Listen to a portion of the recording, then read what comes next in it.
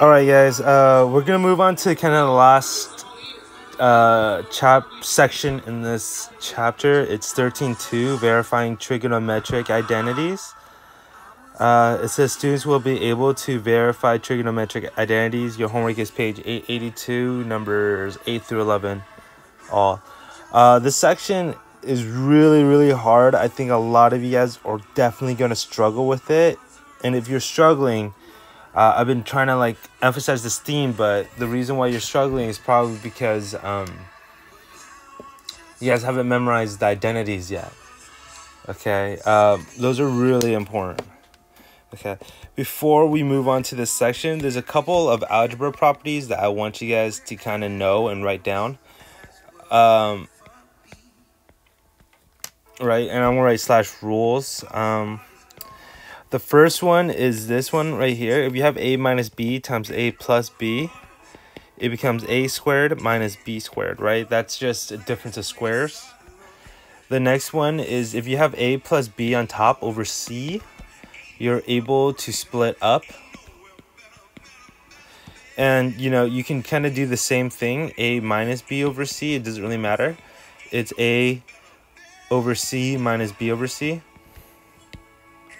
Right, you can just split up the bottom to the top, whatever the bottom is.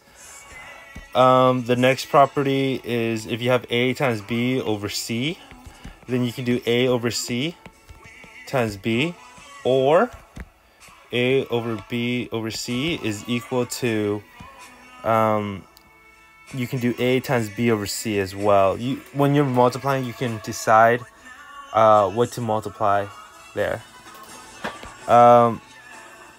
The next kind of important rule is this one. Let's say I have a plus b on top, and then let's say I have a minus b on the bottom. The idea here is that you're able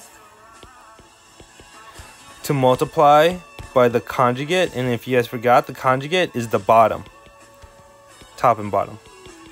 Okay, I want you guys to focus the bottom. I don't really care what's on top, it's the bottom. You multiply by the conjugate of the bottom. Okay, so those are some key algebra properties that you have there. Just another one off the top of my head that I see happens a lot is, let's say I have a squared plus ba squared. You can turn this into a squared 1 plus b. So essentially what I'm doing there is I'm just taking out the a squares. Right, I'm factoring it out. All right, pretty much that's it. We're verifying.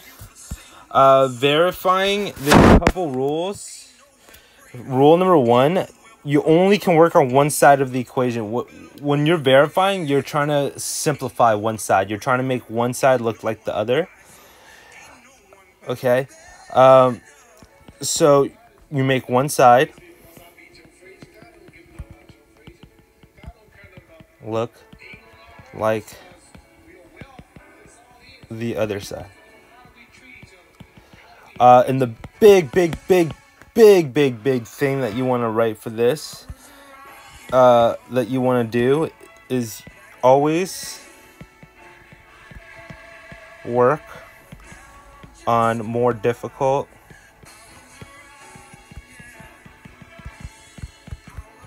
looking side. Okay. All right, so we're gonna move on.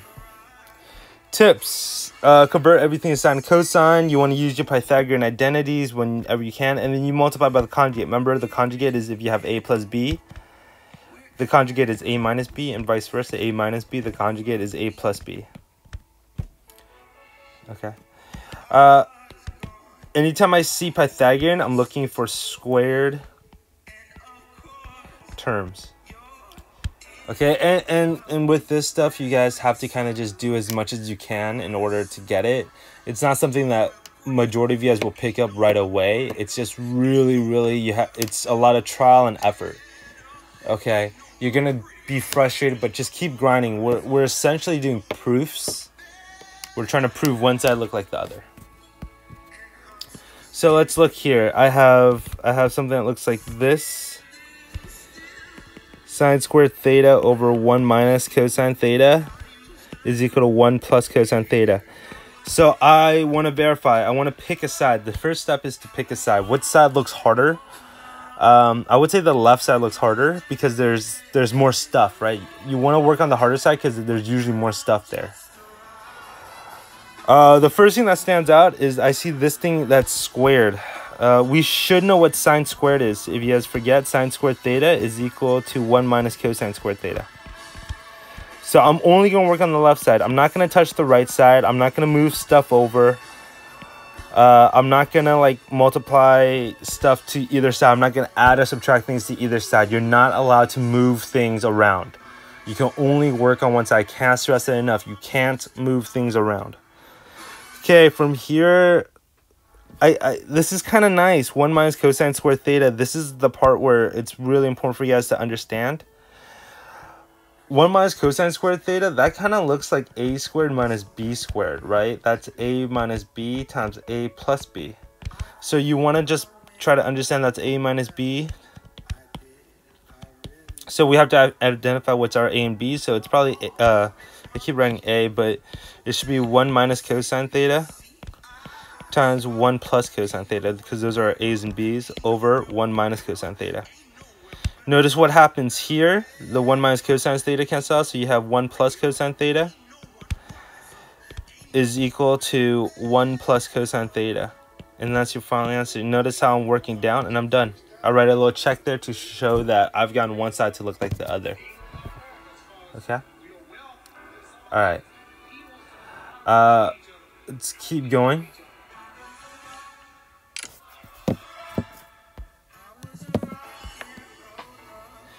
So here I want to verify. I want to focus on the harder looking side. To be honest, both of these sides are very similar.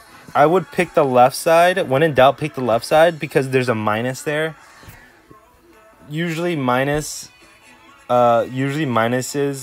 like any plus or addition or plus and minus signs, those are an indicator that that's the harder side.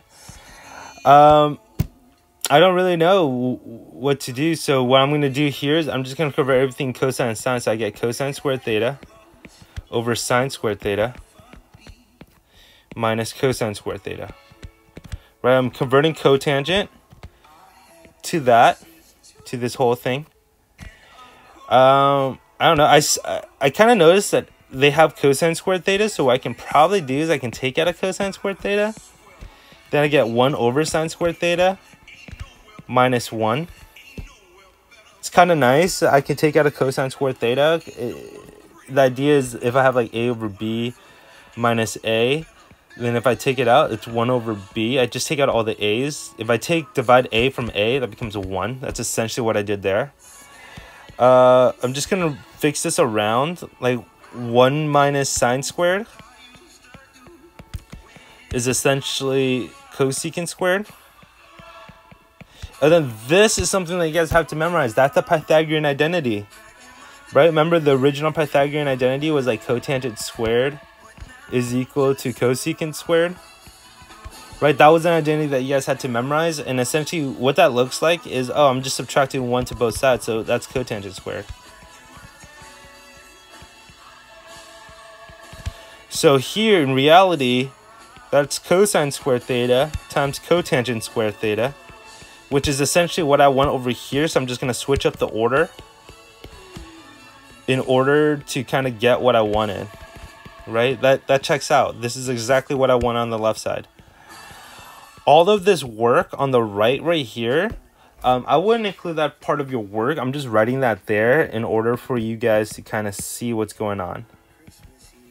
Okay. All right, so let's check out this problem here. Got some stuff going on. I'm just trying to simplify, nothing too crazy.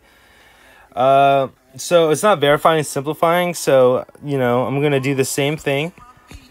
I'm just going to convert everything to sine cosine. So this becomes 1 over sine. And if you guys remember, tangent is sine over cosine. This is cosine over sine, all over sine over cosine. And if you guys remember correctly, because we're dividing fractions, right? Like you see how we're dividing fractions here? Because we're dividing fractions, essentially what we're doing is we're multiplying by the reciprocal.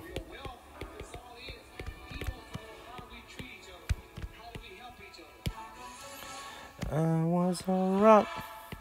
I was a rock and roller. So this becomes cosine squared theta over sine squared theta. And essentially that's cosine over sine, so that's cotangent. And they're both squared, so it's cotangent squared theta, and that's my final answer there.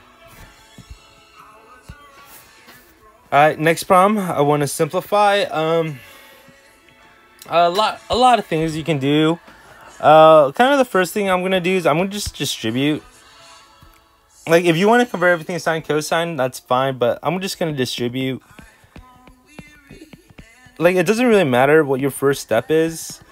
The better that you see this, like, it doesn't matter what your first step is if your first step is to convert everything to sine and cosine, like, that's completely fine. Like, there's nothing wrong with that.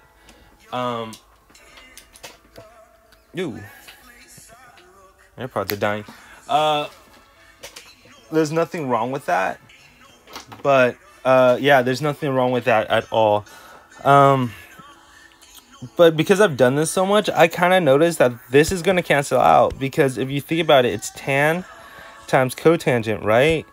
If you remember, cotangent is 1 over tan, so it becomes a 1. So I know that becomes a 1 minus here. Okay, maybe I need to, maybe now here I'm converting in order to see that. Right, that's just that. I don't know why I'm using a different color, but yeah. If you guys notice cosine squares cancel out, so I get 1 minus sine squared. And by now, like, hopefully you recognize that this is really cosine squared, right? That comes from your theorem of sine squared plus cosine squared is equal to 1. And then I'm essentially just moving sine squared to the other side. So you really need to memorize your theorems in order to do this, and that's your final answer. Okay, that's pretty much all I have. I'm only giving us 4 problems. It's just a really simple, straightforward, nothing too crazy. Okay, yeah, I think that's all I pretty much have. Really try on the homework, memorize your identities, memorize them. Okay, we'll probably do a short Zoom session call, maybe, I don't know, Thursday-ish. Just to see where you guys are at. Okay. All right, guys. Have a safe chunk of the week. I'll see you guys soon.